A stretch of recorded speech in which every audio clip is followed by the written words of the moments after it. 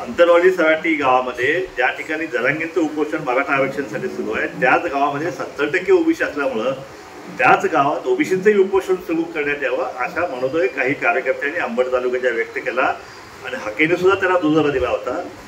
त्यानंतर हाकेला काल रात्री बार्शी पोलीस आणि सांगोला पोलीस दोघांनी त्यांना ताब्यात घेतलं होतं। रात्री 12 वाजेपर्यंत पोलीस स्टेशनमध्ये त्यांना ठेवण्यात आलं होतं। मी पोलिसांना स्पष्ट सूचना दिल्या की त्या आंदोलन करणे म्हणजे कुठलाही गुन्हा होत नाही आहे आणि त्यामुळं अजून आंदोलन व्हायचे, त्याची बैठक व्हायची आहे। त्यानंतर रात्री 12:30 वाजता त्यांना पोलीस स्टेशनमधून त्यांना सोडण्यात आलं।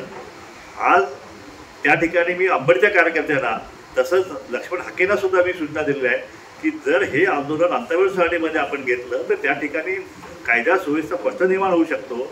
त्याचप्रमाणे दोन समाजामध्ये आधीच तेढ निर्माण झालेली आहे, ते आणखीन तेढ निर्माण होईल आणि म्हणून हे आंदोलन अंतरवाली सराटीमध्ये न घेता अंबड तालुक्यात जे वडीकोली नावाचं गाव आहे तिथं ओबीसींचं मोठं संख्या असलेलं गाव आहे, त्याचप्रमाणे जामखेड नावाचं गाव आहे तिथं अहिल्यादेवींचा पुतळा त्या ठिकाणी अनेक आंदोलन त्या ठिकाणी होतात, त्या ठिकाणी आंदोलन घेण्यात यावं अशा प्रकारच्या सूचना मी अंबडच्या कार्यकर्त्यांना लक्ष्मण हाकेंना दिलेल्या आहेत।